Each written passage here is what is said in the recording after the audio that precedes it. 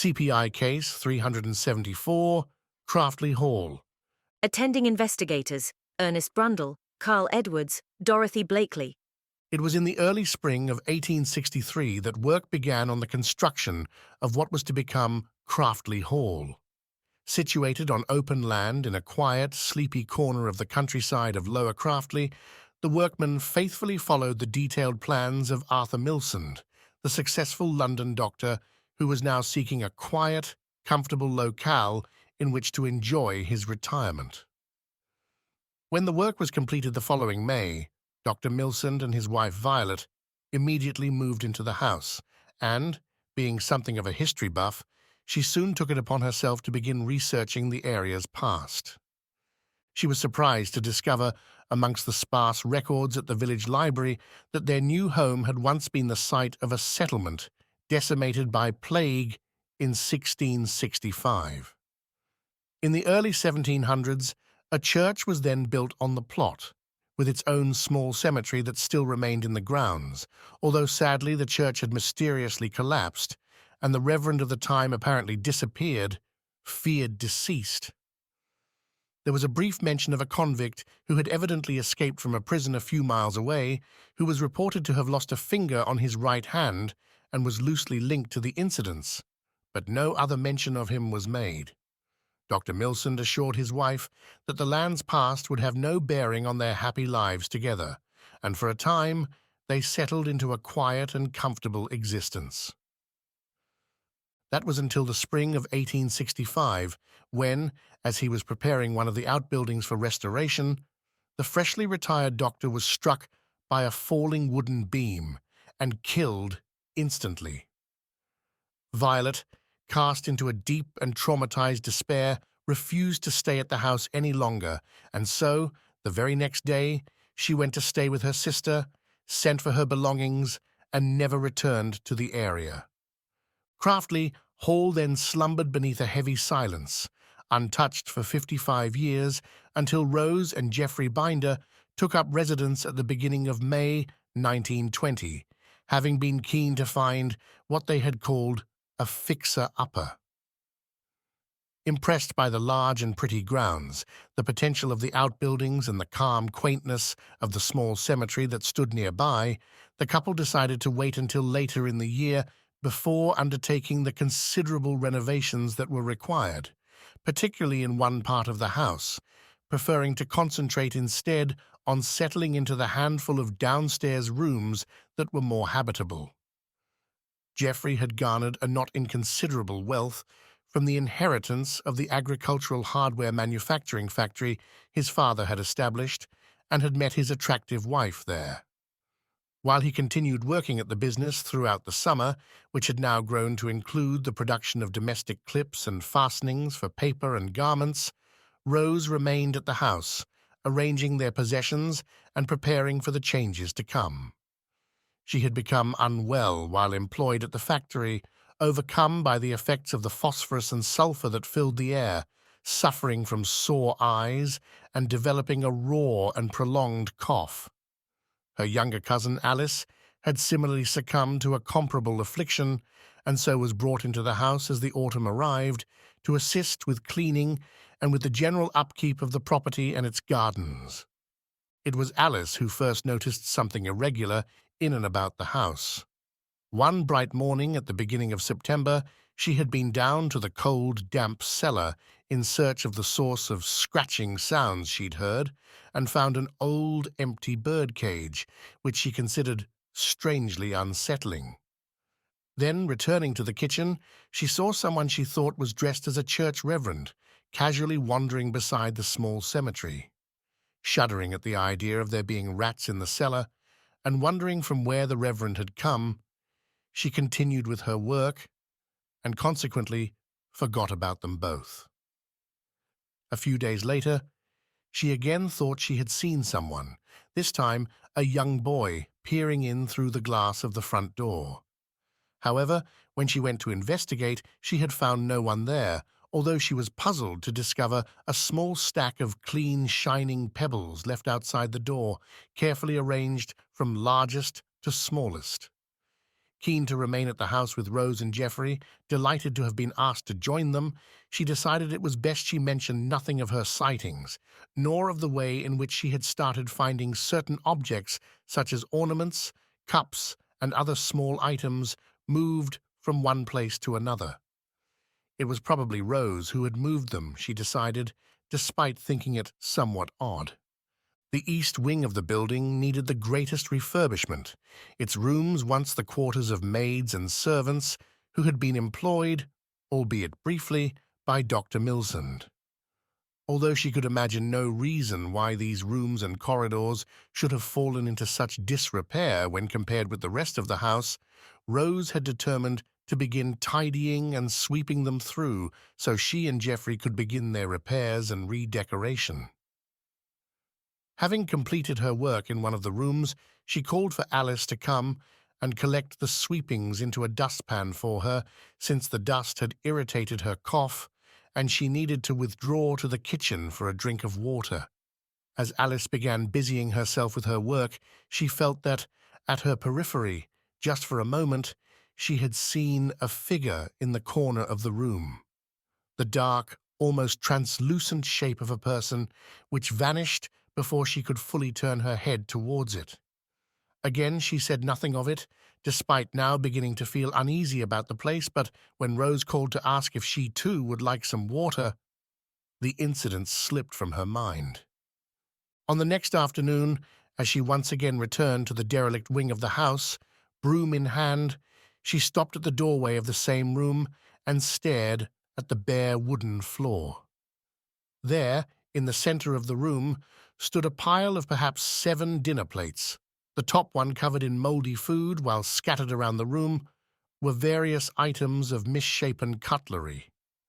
As she looked, wondering how they could possibly have been there, she again became aware of something else, a sensation that she was not alone, and turning to leave for an instant, she once more saw a shadowy figure at the far end of the corridor, moving quickly away from her. This time, she thought, it could have been the form of a woman in a long, dark dress, but again, she thought it best not to trouble her cousin with it, despite how anxious it had made her. It was only on the 3rd day that she knew she had to talk with Rose since, just after lunch, as she was collecting the dishes, which had strangely been turned upside down on the dining table, she again saw the man dressed as a reverend, now standing in the garden just a few feet beyond the window, staring directly at her with an expression of dreadful sadness across his pallid face. Rose sat with her for almost an hour, trying to reassure her that it was probably just someone playing a trick on her, one of the local youths perhaps, with nothing better to do than intimidate the new residents. They had probably sneaked inside, Rose explained, leaving the moldy plates upstairs before making their getaway. She would talk to Jeffrey about checking all the locks, she promised, and would ask if anyone knew who could have been responsible for such trickeries the next time she went into the village, which lay just over a mile away. Alice finally agreed that she would stay, but only after Rose had vowed she would not have to go into the East Wing again. Later that evening, after Alice had retired to her room at the other side of the house, Rose quietly told Jeffrey what had been happening. A kind and compassionate man, he liked Alice and was happy that she would be staying, adding that Rose was right and that he would be sure to check the locks, lay a toxin in the cellar, and ask at the factory to see whether anyone knew who might have been responsible for such immature activities. Satisfied it would be an end to the matter, Rose went to bed earlier than her husband, since she was fatigued from the cough that still blighted her, leaving him to concentrate on some paperwork in the study at the center of the building.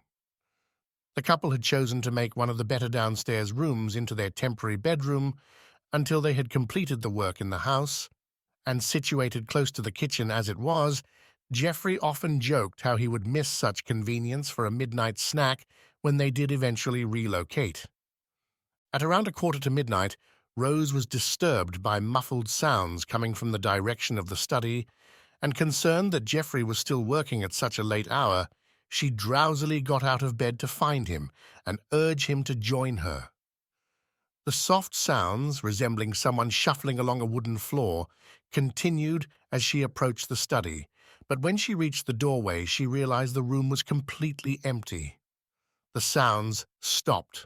There was no sign of anyone, and when she returned to the bedroom, she realized that Jeffrey was lying in bed, sound asleep.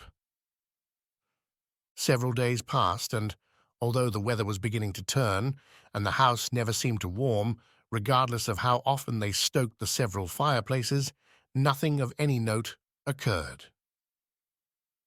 That was until one Friday afternoon when Rose was busy in the east wing once again, folding and packing the few curtains that remained hanging at the smeared windows and wearing a scarf across her face to protect her from the dust. She noticed a small girl standing in the garden, looking over a low wall and appearing to shimmer in the pale autumnal sunlight. At the very same moment, she heard a terrible crash from somewhere downstairs and, immediately concerned for Alice, she rushed away to discover what had happened. There she found her young cousin on her hands and knees, scrubbing the kitchen floor just as she had left her some time earlier. Alice had heard and seen nothing, and so, confused but no longer troubled, Rose returned to her curtains. Upon entering the room again, she stopped and gasped as she saw that all the curtains she had previously taken down were now returned to their rails, hanging as though they had never been touched. Shaken, Rose went back downstairs and sat alone in the study until Geoffrey's return from the factory, wondering if she had somehow gone into a different room by mistake, that she had become lost while walking along the corridor. Although this seemed to her a very unlikely conclusion, she grudgingly accepted that it was the only one that made any sense. 2 days later, she was left alone in the house, as Alice had gone into the village to run some errands for the family. By now, she had completed the packing of the curtains without further disruption and was occupied with sorting through the one item of furniture that remained in the east wing. It was an old, solid oak bureau with a bottom drawer she was unable to open, but additional drawers and compartments stuffed with papers and other miscellany. She found letters and postcards, small ornaments and mementos that she assumed belonged to whoever had lived there previously. Reading through some of the cards, she suddenly began to hear the peaceful sounds of a piano playing, the music drifting up the stairs and into the empty room. She turned to look over her shoulder with surprise. Even if Alice had returned earlier than expected, Rose neither knew she was able to play the piano, nor was aware that the old broken upright that stood downstairs was capable of emitting a single note. Then, as the music faded, she discerned very small knocking sounds as though something might be trapped somewhere inside the bureau. Unable to find anything, it occurred to her that maybe it was caught behind it, although she could not imagine what could have been confined in so small a space. Using all her strength, she was able to shift the heavy piece of furniture away from the wall, but rather than freeing whatever had been trapped, she instead saw that a section of wallpaper had been ripped away and something had been written on the plaster. As the knocking grew louder, Rose leaned towards the wall, reading the almost illegibly scrawled words, "Rose, get away, can thee while." Falling back, shocked at what she had found, she shuddered as a stone suddenly dropped to the floor beside her. Then another fell, then another, as though the first drops of a rain shower. Another quickly followed, then dozens hit the wooden floor with great speed at almost the same time, bouncing across the room only to be replaced by yet more. Terrified, Rose covered her head with her hands and ran from the room, narrowly avoiding being hit by any of the missiles. When Geoffrey came home a couple of hours later, she rushed to him, trying to explain what had happened, mixing her words and rushing through the story with such haste that he had to lead her to a nearby settee and implore her to breathe, to take a moment, and then start from the beginning. She told him again, this time with more coherence, and he listened attentively without interruption. She also told him about Alice's experiences, wondering what could be happening, how there could be writing behind the bureau, how dozens of stones could have fallen to the floor without causing any damage to either the windows or the ceiling. Coughing fiercely, with a headache that was quickly developing into a migraine, Geoffrey prepared for her a tonic of ergot alkaloids, soaked her sore eyes with cotton swabs, and then saw her to bed, doing his best to assure her that he would get to the bottom of it all and that she needn't worry. In fact, as his diaries would later reveal, Geoffrey was quite deeply concerned for both Rose and Alice. He wondered if their exposure to the chemicals at the factory and their subsequent physical difficulties was having some effect upon them, although he could not be certain what effect that could be. Maybe their eyesight had somehow become corrupted, perhaps due to all the dust and flaking paint in the East Wing. He also entertained, with a creeping sense of apprehension, the idea that perhaps there was some kind of inherent family condition, a strain of mental instability of which he had hitherto been unaware. He had never known Rose to exhibit any symptoms of psychological asininity and started to grow anxious that he might lose her, that she might slip away from him. Over the following several days he stayed at home, taking care of both Rose and Alice, not allowing them to do anything other than rest and relax. He prepared for them a regimen of very mild sedatives on the advice of a local doctor he had arranged to meet, without the knowledge of the two women, just so they would be able to sleep through the night and suffer less stress during the day. He felt distaste at doing such things, since it went against his nature, but he could think of no other way to help them through this difficult time. At night, as the women slept, Geoffrey undertook brief investigative tours of the house, examining the rooms for any signs of broken windows or shattered locks, and even looking around the garden in case local ne'er-do-wells were lurking, but found nothing. The house was cold and quiet, but it seemed to him at peace, which only made him fear further for the welfare of his wife and her cousin. Then, after another few days had passed, much to Geoffrey's relief, both women reported that they were much better, that they didn't know what had come over them, and were now feeling much more like their usual selves. Surprised by this change and persuaded that they had indeed recovered from whatever had ailed them and caused them such distress, Geoffrey returned to work at the factory at the beginning of October.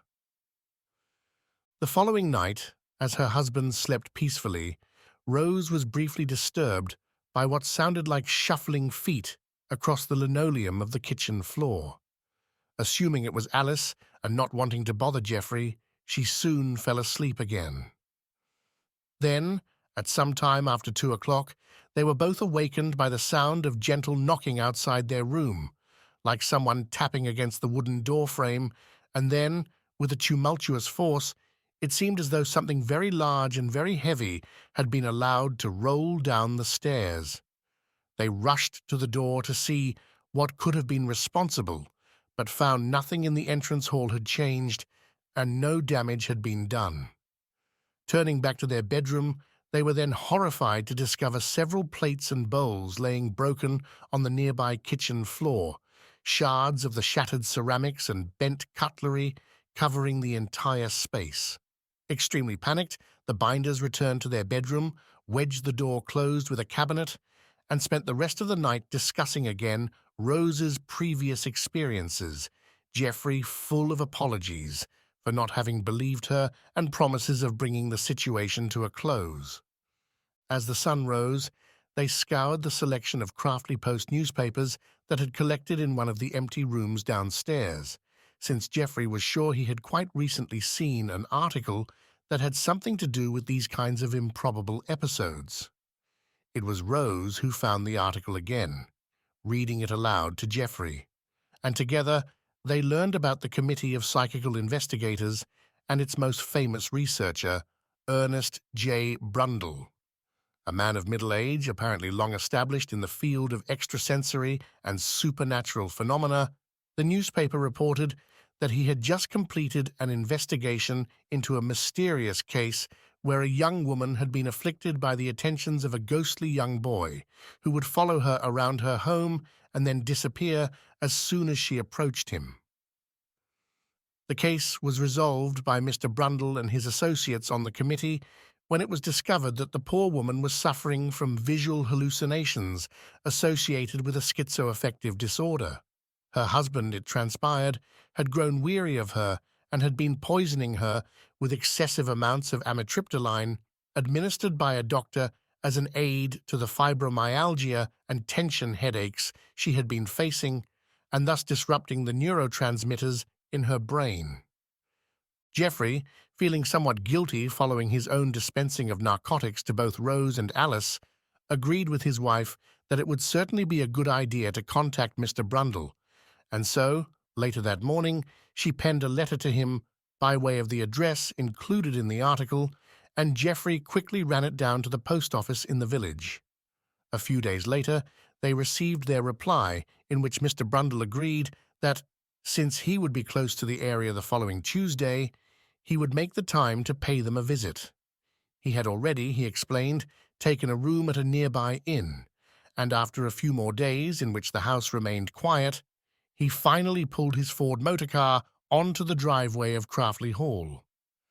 He seemed to the Binders a charming man, well-educated and respectful of their situation. He immediately got to work setting up his equipment. From his car, he brought measuring tape, cord, electric flex, batteries, a reflex camera, a sign camera, flash bulbs, tripods, string, a torch, a thermograph with which to measure discrepancies in temperature, infrared lamps, graphene for the examination of fingerprints, and several other items. He explained to them how any movement would trigger the camera to snap images, how he would be able to retrieve fingerprints should any items be displaced, and asked them to get as much rest as they could since, should they choose to join him, their vigil would continue through the entire night. After they had agreed, and after Mr. Brundle had seen the terror in the eyes of Rose and the worry etched into the face of her husband, and told them to call him Ernest, in an attempt to put them at ease, he, too, settled that he would forfeit his room at the inn and accept their kind offer of sleeping at the house once the watch was completed. He had told them that Craftley Hall seemed to him calm and quiet, and that he would be surprised should he detect anything other than the creaking of old beams and the typical settling of a house as the night crept in. Indeed, as he walked through its rooms during the night, while Rose and Geoffrey sat, with some trepidation, in the study, he was unable to find anything to rouse his suspicions that the building was either haunted or that someone within its bounds was responsible for the disturbances. It most likely does have something to do with unruly local youths, he considered, eventually concluding the night at the room Rose had prepared for him, having taken only a few notes, seeing no lights from the flashbulbs or unusual readings from the thermograph. He placed the notebook on the table beside the bed, lay back onto the mattress, and closed his eyes. Almost instantly, there came the sound of light footsteps by the bed, then an unusual rustling, and finally the clump of something landing forcefully on the rug by the door of the room. Ernest sat straight up, reached for his torch to enable him to see more clearly across the room in the faltering dawn light, and realized that the notebook he had placed on the side table only seconds before now lay, open and torn, on the other side of the room. He shone the torchlight around the rest of the room, scratched his head, and then went over to examine the notebook, finding that the few pages of notes he had taken since he had arrived at Craftley, and only those pages, were now ripped from the book and had, so far as he could tell, completely disappeared. Although the light in the passage outside his room was even more feeble than that within, as he opened the door he saw the back of a man who seemed to be dressed as a reverend, quickly passing into the kitchen. Ernest assumed, since he had vanished by the time he arrived there, that he must have made his getaway through the kitchen door and out into the garden beyond. That might well have been the case, he thought, reaching the door, had it not still been locked. Perhaps there might be something to this after all, he mused, calmly returning to his room and looking again at his notebook. After he had slept for just over 2 hours, he went into the village to use the telephone in the post office and then waited for the binders to rise, informing them without describing explicitly what had happened that he had arranged for a couple of other members of the Committee of Psychical Investigators to join them at the house, and they would, if Rose and Geoffrey consented, organize themselves into holding a seance. With their agreement obtained, and while Alice, who had slept through the night apparently not hearing or seeing anything, prepared breakfast, Ernest made use of the bathroom, noticing only after he was almost finished bathing that, written into the condensation on the larger of the 2 mirrors by the sink, was the word "you." It came as something of a surprise when he then found, some time later, the word "go," similarly written on a mirror above the lavatory. On both occasions, when he had availed Geoffrey of the news, the words had disappeared before Mr. Binder was able to see them. For the rest of the day, Ernest equipped the dining room in readiness for the séance, having explained to Rose and Geoffrey exactly what such a thing would entail and what it was they might expect from such an assembly. He told them that he and his colleagues would attempt to contact any souls who may still be attached to the house, that they would try to find out what was keeping them there, and then search for, if possible, a solution to the matter. Ernest had also spoken with the young reverend in the village when he had been to the post office, and it was he who arrived at the house first. Walking around with Ernest, Reverend Dixon explained that he would attempt to perform a cleansing of the building as soon as the séance was complete. He had been asked to perform such a service once before at a small, terraced house in the next village, and had, so far as he was aware, been successful in bringing calm to what had otherwise been an apparently greatly disturbed household. He had not, however, seen anything like the equipment Ernest had positioned around Craftley Hall, and listened with great interest as the investigator indicated what each item could do and why it was he had placed it in the house. Just as they finished their tour, there came another ring of the bell, and, as Ernest introduced his 2 colleagues from the committee, the final preparations were put in place, and the group gathered around the small circular table Ernest had moved into the dining room earlier in the day. He sat between Rose and Geoffrey, while the 2 new arrivals, Carl Edwards and Dorothy Blakely, sat on either side of them. Reverend Dixon stood at the other end of the table, and, with the lamps extinguished and candles flickering, the room settled into an anxious hush as they all arranged their hands flat upon the table so they would be touching their neighbors, and then Ernest began to speak. At first they sat in absolute quiet, with no indication that anything was going to change, as Ernest asked if anyone was listening, and if there was anyone wishing to make contact with them. Next he asked if Rose would join him in placing a hand on the planchette he had earlier left on the table, itself resting on a spirit board with letters and numbers painted onto it. Again, nothing. Ernest, however, was not losing confidence. He sensed, although he did not know how or why, that there was something waiting to interact with them, if only it were given an opportunity to do so. It was then that 2 very loud and very clear knocks resounded across the room from the wood paneling of the walls. That was it, Ernest thought. That was the answer he was hoping for, then asked if whoever was there would rather they communicate in such a fashion. Another 2 knocks. Ernest asked if 2 knocks ought to be interpreted as a yes, 2 further knocks, and 1 knock as a no. 2 knocks again. Finally, Ernest asked if 3 knocks could be an indication of the person to whom he was speaking being unsure of something, that they wanted additional clarification. He received 2 further knocks, and then suddenly Reverend Dixon called out in alarm, reporting that he was certain he had felt a hand upon his shoulder.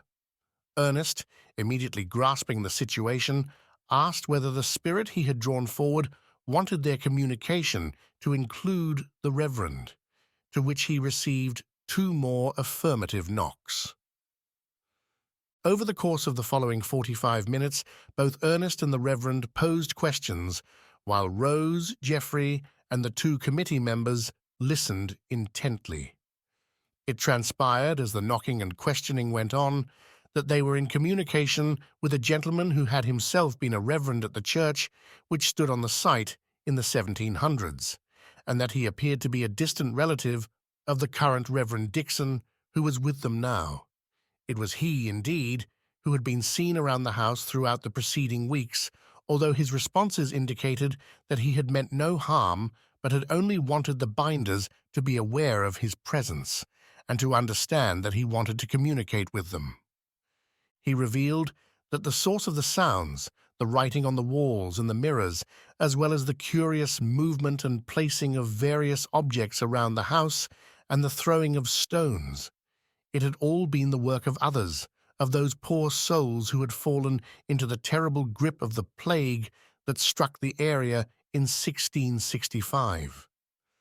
They were dreadfully unsettled, the Reverend indicated, not only due to the way they suffered, but also because they had now been forgotten, lost in time, and felt they should be in some way honored, since it had been they who first cleared the land on which later residents had made their homes. As the Reverend Dixon began to tire, Ernest continued with more questions, and finally they all came to understand what it was they could do in order to bring resolution to their spiritual visitors. It would be the construction of a small chapel close to the house and to the position of the original church, and inside would be a plaque or some other kind of memorial marking the courage and achievements of those who had passed in the 1660s. Following the seance and the remarkable happenings therein, Ernest Brundle, his colleagues Carl Edwards and Dorothy Blakely, the binders and Reverend Dixon, spent a restful night at Craftley Hall, and consequently there have been no further related disturbances since. The committee remains in close contact with Rose and Geoffrey, who report that work on the chapel is well underway. The small cemetery has been tidied and will continue to be respectfully maintained, and there has been a small sign erected at the site where those original settlers had perished to mark its importance as they await the completion of a specially inscribed tablet, which will be placed within the chapel. In the spring, Rose plans to plant saplings and a beautiful commemorative garden of perennial flowers in the area, which she hopes will remain a lasting tribute to both those early pioneers and to the poor Reverend. Alice, too, remains at the house, the health of both she and Rose greatly improved, and Geoffrey's factory also appears to be becoming yet more successful. It is what we can only hope to be a happy ending for all of those involved.